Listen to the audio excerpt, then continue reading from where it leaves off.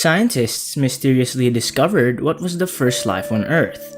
Earth came into existence many years back. Due to the several processes it underwent, it was able to sustain life, and this is something unique as compared to other planets. However, what was the first life on Earth has been a great concern to scientists. They have always worked hard to explain when and what was the first life on Earth.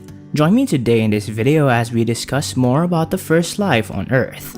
History of Fossils by Robert Platt. He was going around the university compound when he came across a huge wooden crate. Inside this crate were many rocks with pieces of notes attached. He decided to have a look at them. He came across a smooth, rounded surface.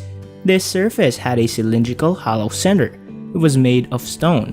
Later, scientists had a debate to understand the true origin and nature of fossils. Some said they were remains of dead creatures, while some said these are seeds of plants that were germinating from the ground. But for Robert, he preferred the salt crystal interpretation because he had spent time studying the shell-like fossils found in Oxfordshire, where he concluded that not all substances found in rocks could be linked with the crystal interpretation, and also concluded that the structure he had found earlier was a bone. 100 years later, this bone was studied by Richard Brooks. By this time, there was an advancement in fossil study where it was finally concluded that fossils are remains of a long-dead creature. This brought curiosity in Brooke to use his knowledge on anatomy in humans and animals to understand the unique specimen, where he first named rock as Scrotum humanum. Thus, it was clear that it was from a human body. Even if Brooke managed to name it, we are not sure of the same, either by the bones or stones that were left behind. Theories supporting complex life on Earth by scientists. Lynn Margulis, an American scientist who not only focused on understanding how one organism worked, made many discoveries concerning life. She also focused on the links of the most desperate creatures. On the other hand, she considered the entire Earth system, where she considered the Earth a self-regulating superorganism, where she came up with a theory on the same. However, her theories could not be easily limited by popular opinion. The discovery she made gave her a unique title, quote-unquote, Science Unruly Earth Mother. Later, she joined Boston University to pursue post-teaching biology in 1966. This is when she focused more on her theory. During this time, she disclosed that complex eukaryotic cells from which multicellular organisms came were not as a result of competition, but cooperation. Evolution by natural selection brings about changes in living things by accepting some traits with a species. When resources are scarce, however, in eukaryotes, things take place in a different way. When nutrients are also scarce in the ancestral prokaryote, different bacteria work together to increase their survival chances. This symbiosis is protected by a physical association, where one prokaryote would live inside another prokaryote. This gave rise to the endosymbiosis theory of Margulis. This theory was accepted by many, and this was something unique since the theory was unsupported by actual evidence. After several attempts, the theory was finally published by the Journal of Theoretical Biology. This bacterial cooperation was too much for people to accept it. This was the reason as to why people looked down upon this theory for 15 years.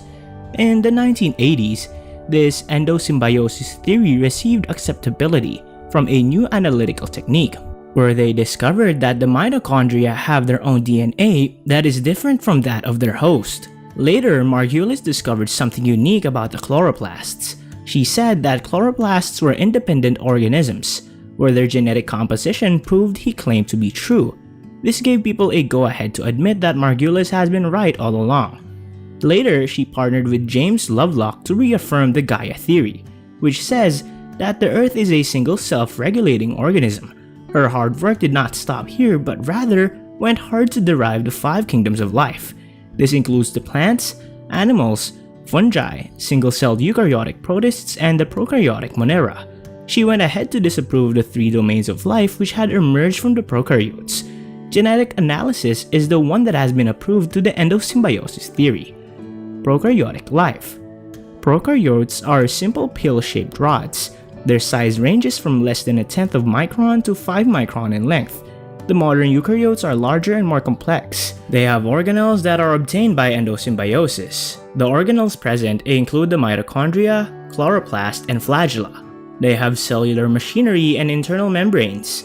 All these unique features are said to have evolved by natural selection. Its genetic materials are located in the nucleus. They have a gel-like structure in the cytoplasm which helps in complex processes coordination. The complex processes include sexual reproduction and cell splitting. The eukaryotes are the basis of higher life forms because of their internal organization. Modern eukaryotes survive harsh environmental conditions by encasing in cysts, where they eventually come out when the environment stabilizes. A simple average prokaryotic cell could not give rise to a tree, a jellyfish, or a human being. It takes a complex eukaryotic cell to make life on Earth. However, the complex eukaryotic cells take time to evolve. The period between 0.8 to 1.8 billion years ago is the one that facilitated these changes to take place. What was and when was the first life on Earth? There was a Proterozoic hunter who was walking among the ancient rocks. She had no expectations of finding rocks she could talk about for study back home. Her main aim was to document every geological detail of the fresh rocks she would come across. She was collecting evidence to help her interpret the environment in which these layers were forming, and help her understand the geological tortures the rocks had undergone until that time. She ended up extracting silver and labeled it carefully. She packed it later to take a flight back home. When she arrived, she took them to the lab for study. While she was in the lab, she cut some of them to expose the fresh surfaces.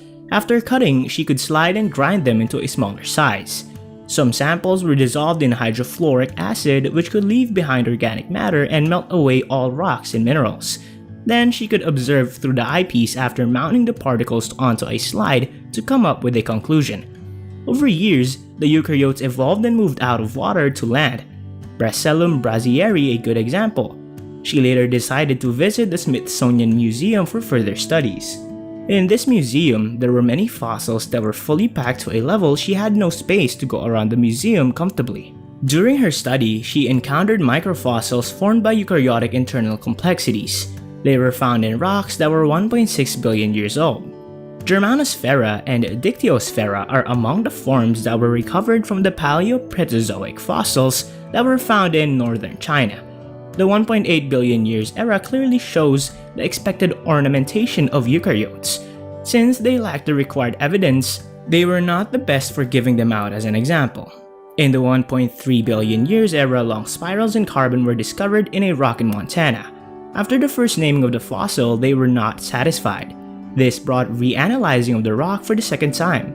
During this time, the fossil was set against a picture of the dead animals for the sake of a different interpretation. During this study, they were extremely thin and flattened. They were 9 centimeters in size. The scientists believed that this was a seaweed they had named Agripania. Carbon fossils were also discovered in grain shells due to the large size. Some concluded that these were eukaryotes. They were larger than bacteria and smaller than Agripania. However, a lack of evidence to support the claims raised a concern. Other techniques that can be used to discover what was the first life on Earth. Several techniques have been used to discover what the first life on Earth was, and they have helped in making the different existing techniques. This does not mean they are the only ones valid. Genetic change analysis among eukaryotes can also be used. This is because they will tell the origin of fossils without a fossil requirement. Thanks to the Precambrian fossil that has revealed to us how eukaryotic life came about. However, for us to discover that first eukaryotic life, which is the basis of higher life forms, is a bit difficult. Hence, we can conclude that eukaryotes evolved gradually to bring all the evident changes we have discussed above. Thank you for watching this video.